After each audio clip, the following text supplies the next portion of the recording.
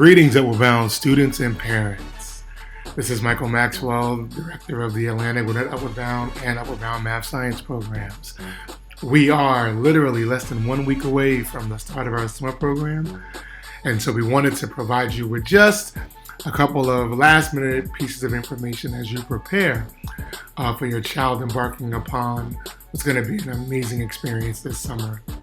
So as you begin to pack your items, we just kind of wanted to give you a quick guide of what some things you want to bring, making sure that in terms to clothing that your child is adhering to the dress code, and that they've got the following items that could be utilized during each week of the summer program, and to make sure they've got the right toiletries for their rooms, make sure that they stay hygienic throughout this stay.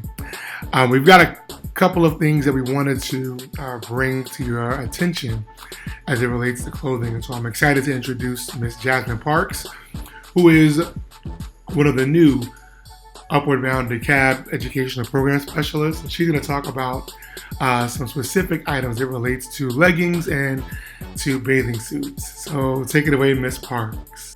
Thank you, Mr. Maxwell. Now we're going to talk about extra dress code. So leggings. When wearing leggings, it's really important that you're making sure your bottom is covered at all times by either a shirt or a dress. Leggings should not be worn as pants exclusively. Leggings must not be see-through, and you also must follow all rules that apply to jeans. So that means no cuts, rips, tears, or cutouts, and also nothing too tight or too loose. So in this slide, we have some examples of our do's and don'ts when it comes to leggings. On our left side of the screen, we have some options that have cutouts or mesh. And then here in the middle, her leggings are sheer, so all of those would be unacceptable. And then on the right side, we have two options that are a caveat to the leggings are not pants rules, simply because this can be worn to the rec center or during certain evening activities. And then here to the left, this is acceptable because she's wearing her leggings underneath a dress. Swimsuits. So when you're wearing a swimsuit, making sure your swimsuit covers all appropriate parts of the body. So that means one-piece swimsuits only, no two-piece suits, and for our men, no Speedos. Swimsuits of any kind should have no cutouts, mesh, or plunging necklines. And now I'm going to show you guys some examples of our do's and don'ts when it comes to swimwear. And we have some options that have either a plunging neckline, or it's a two-piece, or there are various options of Speedos, or it's a two-piece and has mesh. And on our right-hand side, we have acceptable swim trunks and also full one-piece swimsuits, which should also be cover your entire back as well. Thank you, Ms. Parks. And then parents and students, just some other things that we want you to kind of perhaps have with you, items that may be of use to you. Please note that in the residence hall that there are twin beds, and so twin sheets are appropriate for the bedding, along with several other items that we have. Please note that laundry is free. So all you will need is just some detergent, maybe some dryer sheets, but the laundry, if you're going to use it, is free. So a couple of last minute things that we wanted to talk about. One, just note that June 2nd is the arrival date. July 3rd is the end date for our program. And if your child's eligible for a summer trip, it will be on July 8th, returning on July the 13th. And so please note the schedule that is been arranged for our check-in date on June 2nd. That if you are a returning summer student, meaning this summer is not your first summer with us, then your check-in time will be between 4 p.m. And 6 p.m. And then if you are a new student, then your check-in time will be from 6 p.m. to 9 p.m. Just a reminder that our summer residence hall is Piedmont Central, located on 92 Piedmont Avenue Northeast, Atlanta, Georgia 30303. We have gotten official word from housing that students are not allowed to have refrigerators in their rooms for the summer. Okay, so please do not bring any refrigerators into the residence hall during the summer stay.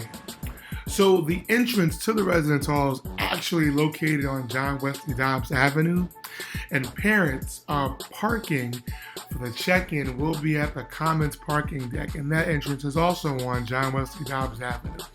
But please don't worry, we have actually a walkthrough for you so that you'll understand how check-in works. There are 6 stations that you will have to complete in order to fully endure the check-in process. So we want to walk you through those stations right now so that you're clear on how check-in will work. This is Piedmont Avenue and John Wesley Dobbs.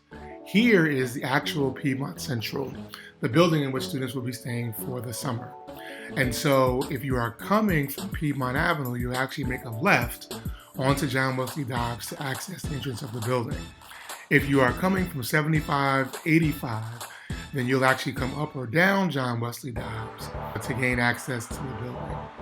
So what we like you to do is drive to the driveway located either in the rear of the building or right before the building, depending upon how you're coming, and pull right into the driveway. Once you arrive in the driveway, you'll be greeted by one of our wonderful staff members who will have a list of students who will be attending the summer program. You will tell them the student's name. They will then check the list to ensure the student's name is properly on the list. Once that is satisfied, they will give you a thumbs up, and then you will proceed into the parking area. Once you've come around the corner, you will pull your car up, where you will encounter several of our male staff members. They will assist you in actually unloading the vehicle. And we want you to unload everything that you have to be placed into your room. So you will take everything out of the car and you will proceed with the gentleman's help into the building where your items will be stacked right here inside the room.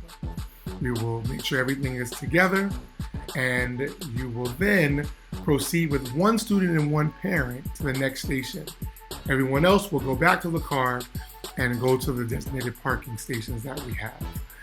The one student and parent will then proceed down the hallway to room 107, where you will meet with your program staff members to fill out any remaining summer paperwork that is necessary for the students to complete. Once then, you will receive a paperwork to then proceed to room 105, where you will receive your key to your room, and then you will proceed down the hallway to the elevator, where you will go up to your room to do one room inspection. And then once that inspection is done, you will come right back down to the area where your items are to proceed, get your schedule, and then proceed with the rest of moving your things into your room. And so that is it. We are excited to see you on June 2nd. Of course, if you have any questions before then, feel free to call our office at 404-413-1706, and we'll gladly answer any questions for you. Enjoy the rest of your week, and we'll see you on June 2nd.